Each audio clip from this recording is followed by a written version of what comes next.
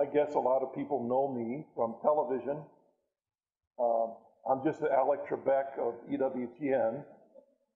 I'm not a scholar or an academic, and what I'd like to share with you today on evangelization is what my staff and I have had the privilege of learning and discovering from our 20 years as involved with Catholic evangelization.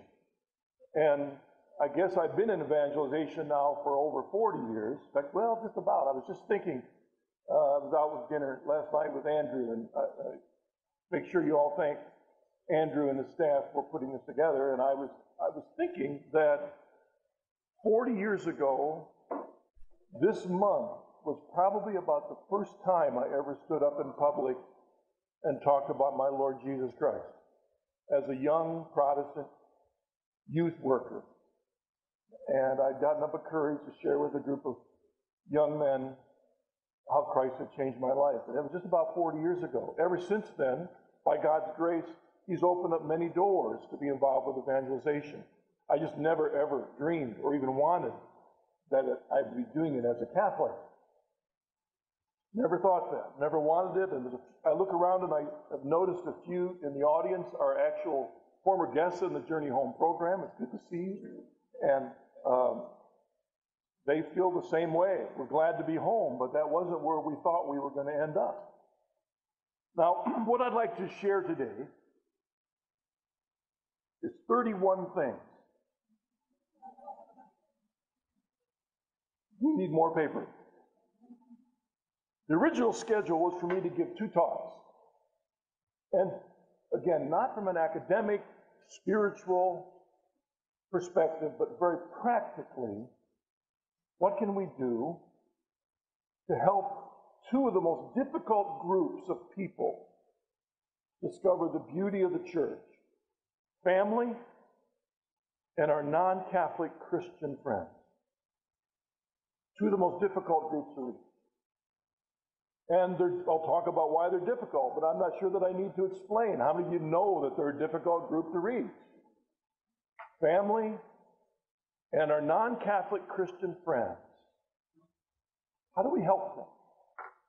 The reason that Mother Angelica asked me to do the Journey Home now 18 years ago, 19 years ago, I've been doing it for 18 years, was because every day she would receive letters from Catholics who were bemoaning the fact that their children and siblings had left the church. And how do we get them back? And when Dr. Kenneth Howell and I appeared on her program in December of '92, afterwards she said, I want you back. And the reason was she believed that if Catholics hear conversion stories, it'll give them hope that if that guy can come back to the church, then maybe my son, maybe my daughter, maybe my uncle, my husband. And from your letters and kind comments over the years, it seems that the program has helped. So praise God for that. So what was scheduled for the first talk are 10 things, 10 suggestions on how we can instill conversion within the home. And then the second talk that was scheduled is 10 suggestions on how we can help our non-Catholic Christian brothers and sisters discover the beauty of the church. Now, I said scheduled because I'll tell you what, I got up this morning at 4 because I'm still on Eastern time and pre-daylight savings time. And I'm laying in bed thinking about what I would share with you today. And the problem is that so much of my life now is not what you see on television. I have a 25-acre struggling farm in Ohio. And I'm the worst farmer that ever lived. And I have nothing but the highest respect for farmers. I consider the most intelligent men and women on the surface of the planet are our farming ancestors. Think how much they had to know to survive. It's amazing what they did. And I'm learning it through books, which doesn't work very well. But as I was laying there, and I've been writing I've got a book coming out next fall from Ignatius Press called Life from Our Land. And it's a book on our reflections about life in the rural land. I was laying there thinking about some of the things I said in that book, and a whole other talk evolved laying in bed this morning. And so I'm going to give you a third talk today. It's going to be brief. It's going to be quick. Because the second talk, which is about our family specifically, and the third talk, which is about our non-Catholic Christian brothers and sisters, the first talk is about evangelization in a more general way. So let me go through this. Again, this is just kind of happening, but this could be a talk in itself. It'd be a fun talk. I kind of look forward to when I have more time to do this. And if you're ready for this, this is maybe a whole new page of 10 ways that evangelization is like farming. 10 ways that evangelization is like farming. And you've got to understand, I am the worst farmer that ever. I mean, if I ever really wrote a book about farming, it'd be the 15 things not to do. Oh boy. I mean, so many things jump into my mind, but one of them was when my wife insisted that I move our now 300-pound or more, probably 500-pound pig from the pen over into the garden. She insisted that I move that pig over there 15 feet, and I'm thinking, okay, how do I do this? From a pen across the yard into our garden to clean up everything. And I'm thinking, well, all I need is a bucket of the slop. And I'll just lure this pig across the yard. Pig's always been sweet, and we opened the pen. I could always go in with the pig very nicely. I'm luring the pig across the yard. Everything's working just well as it's smelling and then a gleam went into the pig's eye. And before I knew it, the pig put its snout between my legs. I was thrown 15 feet into the air, head over heels, landed in the slop bucket on my head with the pig licking it all off. You learn. But 10 things. Here, when I think about our farm, these are 10 things that cross my mind about our farm. And I'll do these very quickly. Because when you all of a sudden you have 25 acres of rural property, what do? And these 10 things in this order describe my thinking on what do I do with this land. Number one, I had to discern its purpose. The first thing that people do, they think, how am I going to make money off this land? Or they might have a preconceived goal for a piece of land. I'm going to raise sheep. But the question is that we are so locked up in utilitarian thinking that we need to back up a bit and ask, wait a second, what is the purpose of this land that our God created? What's the purpose? And the purpose, I believe, in our land is, first of all, to draw our eyes to God. The purpose of our land, first of all, is to draw our eyes upward to God. You see that in Romans chapter 2, where it talks about the evidence of God is available in creation.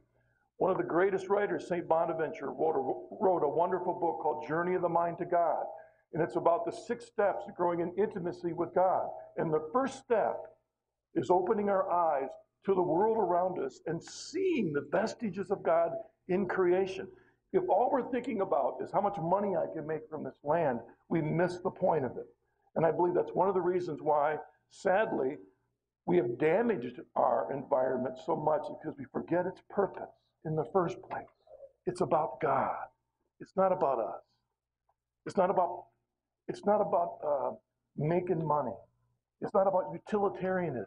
At the core, it may be that my property is most suited to go back to being a wilderness.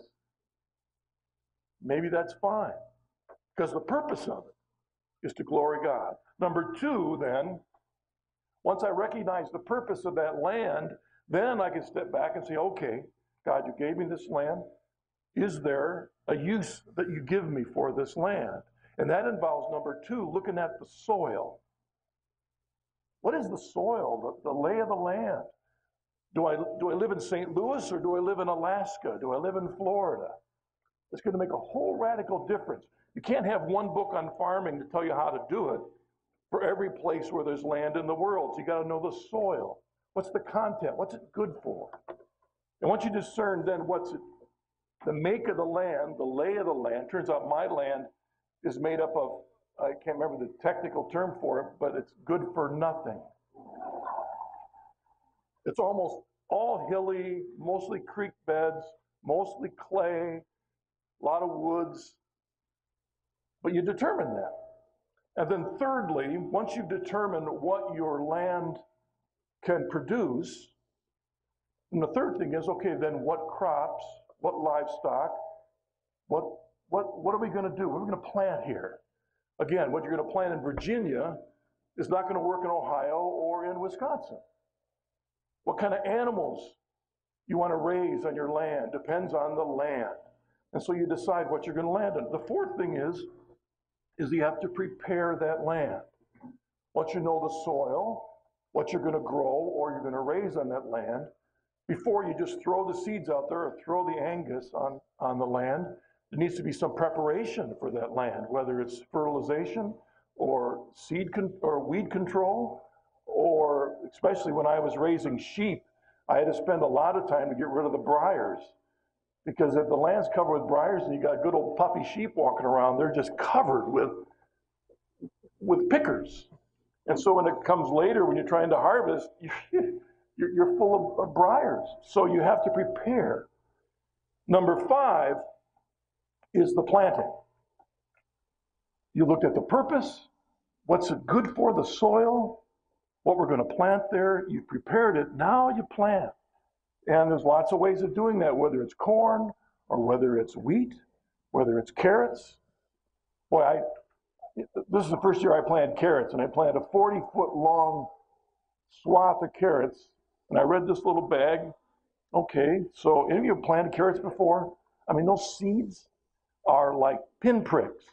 So I made this little mound, and I used the hoe, and I made a little wedge, and I just laid all these seeds all the way down there. And my carrots grew up about this far apart, about this big. It says something about thinning, right? But you hate to throw these little things away. So the way you plant, you're going to put cows out there. How many go on this land? Or sheep. I've raised longhorns and sheep and Angus, and I had a Jersey cow that I milked every day for 12 years. While I was doing the Journey Home program, and it was hard to do from Birmingham all the way to Ohio, but we after planting, the 6th thing is boundaries. Boundaries. If you don't put up a fence around your garden, the rabbits, the squirrels, the deer, the dogs are going to destroy everything. You need fences. I raise cattle, I raise horses, pigs, sheep. You got to have boundaries to keep them in and to keep the varmints out. They're necessary. Number 7 is cultivation. You can't just throw the seeds out there, put the boundaries up, and then leave for 5 months and expect you're going to have a crop. Constantly, you're cultivating, dealing with weeds, dealing with broken fences, dealing with limbs that fall onto your land. I'm thinking of the actual things that happened this year. The dogs got in. Someone left the gate open and the chickens got in, so I got to clean all that up. You know, it's a constant daily, weekly, monthly attention that has to be given to the garden. Number 8, after you've done the purpose and the seeds and the crop, you prepared it, you planted, you put borders around it, you continue to cultivate. Number 8, you harvest. You know, I was out there the other day with my favorite implement, which is an old push lawnmower. I love them. I mean, it's the simplest thing, but I'm out there mowing down all the garden, which is now overgrown because it's all done. And while I was out there pushing it through a mound, I found potatoes that I forgot to harvest. Well, they're no good if they stay in the ground. Harvest has to happen. That's why we're doing this. And then after harvesting, number 9, for want of a better word, processing. You cut down a 100-foot tall ash tree. You've harvested it. But laying there isn't going to be a good steward of that tree. It's got to be trimmed. It's got to be cut up into either lumber or firewood. It's got to be sliced. It's got to be hauled. It's got to be stacked. All those 100 carrots, like, even though I pluck them, they're in a basket, well, somehow we have to utilize them, either get them to market or get them to the people that want our food, or I bring them to the kitchen. They've got to be cleaned. They've got to be processed. They've got to be put into action. And then number 10 is enjoy. Now it's time to get the beef out of the freezer, or the corn, or the carrots, and make that, walk out in the garden and grab a handful of lettuce and bring it into the office. Or when we used to, our milk, we loved our raw milk. And every morning after we milked, we put it in the freezer, then make a cup of coffee and skim off some cream from the day before and enjoy it. It's got to be enjoyed. And actually what we found is in that whole process, this 10-step process, the enjoying had to do with that first step of seeing that the purpose was about God. And that made every step of value, all the way to the end, so that we would next year want to go out there and do it again, because we recognize the graces and the blessings that our God gave. All right, what does this have to do with evangelization? Evangelization, in a general way, I think, have a lot to do with these things. Because what did our Lord say evangelization was all about? The harvest is ripe, ready for harvesters. He used all these farm images about carrying the good news of the kingdom, the mustard seed, all those parables that deal with farm agrarian images to help us remember our call to be his disciples. What about those 10 things? Number 1, we want to evangelize. We're called to evangelize. You realize as we're sitting here, every minute in the world, at least 100 people die. I did the calculation. 100 people die. Of those 100 people, 25 of them are Catholics. Of those 25 that are Catholics, how many are active, faithful Catholics? Statistics say maybe half, maybe a third. Which means out of every 100 people that die, maybe 10 are actively involved in the sacraments in their faith. We've got a lot of work to do. Every minute, 9 out of 10 people are passing apart from the sacraments. Now, we recognize God in his mercy and his grace can reach people for Jesus Christ in lots of ways. The church teaches that. Anyone who's saved is saved through the church and Jesus Christ, whether they know it or not. It's up to God's mercy. We can't count on that.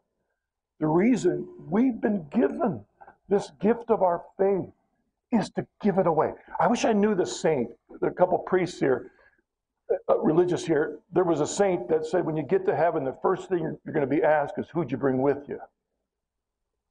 I forget who said that, but that's the thing. Who are we bringing with us? So evangelization isn't about numbers. It isn't about building the church. It's not about getting more members. It's not primarily about we've got to fill the budget, so we need more people in those pews. Number 1 is recognizing that the purpose of every individual person is what? What was the old Baltimore Catechism? To know and love and serve this world and the next. That's the purpose.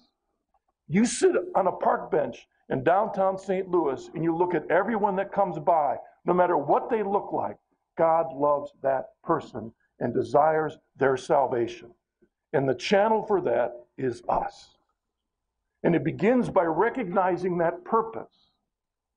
We live in a utilitarian society that looks on everyone as a utilitarian part of our machine. How are they going to contribute to culture? What job are they going to get? What college are they going to go to? How much money are they going to make? How are they going to?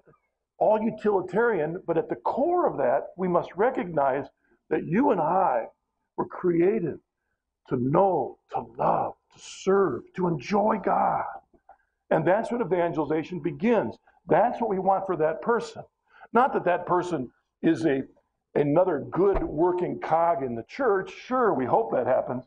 But at the core, it's because they will stand before God. They will stand before God someday, but tonight and right now, for the gifts that God has given them, and they may not know about it except through us. So it begins with the purpose. Second of all, the soil. Every one of us is different. We were talking about here at the table. Any of you watch the Journey Home program? You know why I can do that for 18 years now? You'd think, the story's got to be sounding the same. It's because every person is different soil, different environment, different upbringing, different needs, different barriers, different challenges. That's why there's no silver bullet of evangelization. You do this and you convert everyone. No, everyone here is unique. Think about it and how God touched you in your life, why you're here, as opposed to whatever else you might be doing. We're unique. And so part of evangelization involves getting to know the soil of another person. What is it in their life that stands in the way, prevents them from being open to the love of God, the knowledge of God? What is it in their life that we can use to bring them a little closer? And after you examine the soil, the third thing is what I would call the crop, which is what are we going to use? That's the wrong, I hate to use the utilitarian term. How are we going to share the faith with this person given their soil? Once we've come to know them, their needs, their challenges, okay, what do we share with them? And if I had more time to expand on this, in our work in the Coming Home Network, when we're helping Protestant ministers and laity from such radically different denominations as Lutheran, Methodist, Assembly of God, Church of Christ, Mormon, Seventh-day Adventist, when you start measuring the soil of those different people, you know that what we share with them is radically different to begin with. So you need to know the person to know what's the best way to start. But then number 4 is preparation. What do you think is the most important preparation for evangelization once you prayer, relationships, getting to know that person, building an opportunity to share, earning the right to be heard. Those are the preparation. You're preparing the soil. That parable of the sower where he throws the seed out on those different kinds of soil. Well, in the story, the soil isn't really prepared. Some's rocky, some's weedy. Well, our job is to kind of get rid of those rocks if we can and make it so those seeds can grow by the grace of God. Number 5 is planting, the actual telling. Looking for opportunities then to talk about our Lord. And it could be anything, but I'll tell you, as I look at you as an audience, there isn't a person in this room that can't share a little bit about Jesus with somebody. You don't have to be an academic, scholar, spiritual. It's just talking about Jesus with that person in your life, looking for the opportunity. I think about with my sons and how I've struggled to do that with my 3 sons. Remember that TV show? Sometimes it's sitting around the bonfire, Alden. That's the best time to just talk about, look at this. What do you think of this stuff?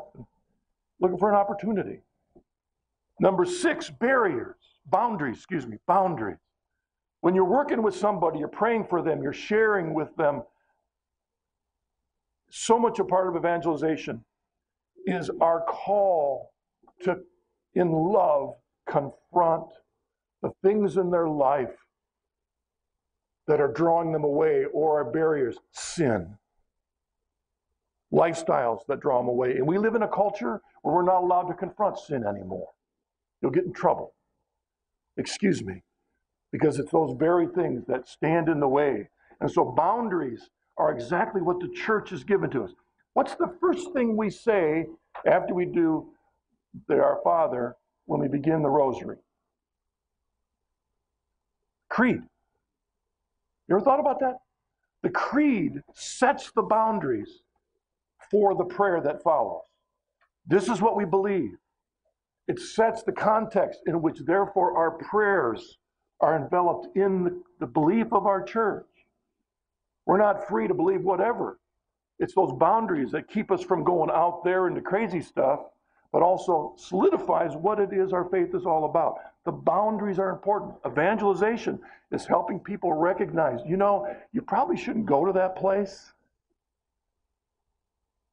You shouldn't frequent that. You need to stop. In the name of the Lord, you need to stop doing that. And the only way you can do that is building that friendship with people. You do it cold turkey, you knock on the door and say, you shouldn't be going down there. You're going to get it in the face. But it's through friendship. Where am I at? Number 7, cultivation. Evangelization is not a one-time telling. Drop the seeds and then go off to someone else. It's cultivation. Any of you read Screw Tape Letters? If you haven't, you ought to. C.S. Lewis's brilliant book about the spiritual battle. And one of the things in that, which also Thomas à Kempis talks about in his wonderful book, Imitation of Christ, the minute you want to serve Jesus, you wake up the demons. And the minute you start sharing our Lord with someone, the demons are going to arise. The voices from the flesh, the devil, and the world are going to do everything to keep that person. So just planting a few seeds and moving on, you may make that person worse off than they were before. What's that parable about? Remember, cleaning up the house, and then 7 more comes back?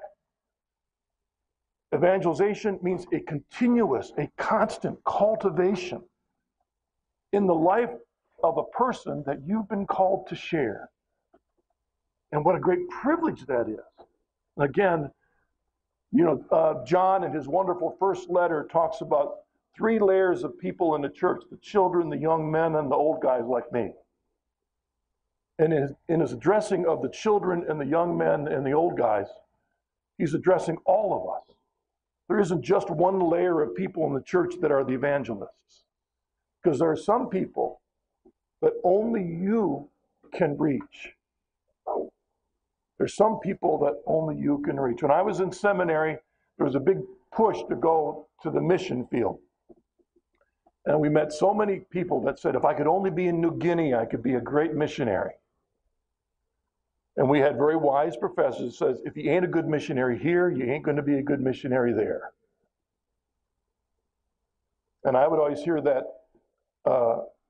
statement, Isaiah, who will go for me? And I would always say, here I am, send Fred. Because I was not interested in the mission field, because I recognize if I can't be a good, faithful witness for Jesus Christ to my own father, then what business do I have going to New Guinea? It's cultivation. It's just constant. Number 8, harvest. Or another word for that is closing the sale. Closing the sale. It's one thing to try and sell a car and say all the good things that are about it, but at some point you're going to say, do you want to buy this car? So you plant the seeds. You plant the seeds. You cultivate the friendship, daily prayer, and at some point, after a while, after a cup of coffee, you say, why don't you come to church with me today? I see that going on in your life. Let's pray. What do you think about Jesus Christ? Close the sale. Look for opportunities to get them to make that step. Now, if I was still speaking as an evangelical, I would have to get on their knees and accept Jesus as your Lord and Savior. Now, we don't hear that very much as Catholics, right? But that Benedict said that very thing in one of his last books as a pope. But the desire for Catholics to read the Bible is that they might have a personal relationship with Jesus Christ. That's Pope Benedict. And so calling people to what that means to surrender to Jesus Christ is what evangelization needs to get to. And the problem is that we kind of assume somebody else is going to do that. We share what we can, but we assume the priest will do that, or sister will do that, or the CCD teacher will do that. It's us. It's us. Number 9, processing. What I mean by this is once, by God's grace, if through our friendships, we've been able to help someone come to a faith in Jesus Christ. We need to get them involved in the church. We need to find opportunities for them to share what they've received. We need opportunity. The mystagogia after coming into the church is one of the most important parts of the process that sadly doesn't always happen. They go through the whole 9 yards of coming into the church, and then they arrive on Easter morning, and now what? Kind of let them decide for themselves. And we really need to see ways that they can be involved in the church. And I'm a real proponent of continued adult education after coming into the church. And it's a real gift that many laity can give to help priests and religious with that great task. But find ways for them to stay involved. Or when I worked with the Billy Graham Association years ago for the crusade in Buffalo, we would meet beforehand with Leighton Ford in preparation for the big crusade.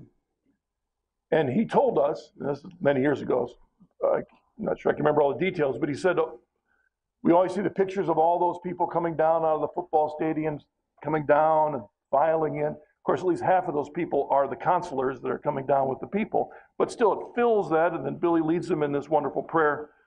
And Leighton Ford says, of those people that accept Christ in a crusade, 6 months later, less than 30% are involved in any church. And that's why the follow-up is the most important thing about evangelization. Get them involved in things. An opportunity, get them connected in the church. I've got to say, when my mother entered the church, she had a wonderful RCIA program. She was living by herself. My father had passed. She could not get out very much. That RCI program loved her. They visited her. They took her out to lunch after Mass for months and months and months and months. She had a family. And it was hard for her to leave her Lutheran family that's been in her life for 70 years. For a while, they said, how can I be a Lutheran Catholic? Because she didn't want to give up the family. But when she came into the church, it wasn't, okay, now that you're in, good, see you on Sunday morning. They loved her. God bless them. Until she passed. Number 10, enjoy. Enjoy. And that's what I'm talking about, what they did with my mother, what we need to do with men and women who enter the church. So many people come to the church doors and don't know what to do. Don't know what to do. Now, a lot of evangelical converts talk about, hey, there's no fellowship in the Catholic Church. No one talks to me. Well, and I want to say, well, it's easier for you to say you came from a church of 200 members and one worship service on a Sunday. Go to a church that has 4,000 members and 5 masses and a huge church, and you look at a person across the aisle, you don't know if that's a brand new person or they used to go to the other mass for 50 years. It's hard to know. So in some ways, our system is designed for us Catholics to be reticent, to reach out. Oh, I don't know you. Are you new here? I mean, that might be the pillar of the church. They just went to another mass. But we need to break through that, to enjoy. Jesus said the reason he told us these things in John 15 was that his joy might be in us. That's why we evangelize, to share the joy we've been given. And once we convert somebody, if God uses us for that, it isn't a scalp on our belt and then we move on to somebody else. No, we have a brother and sister in Christ for the rest of our life. Enjoy them, love them,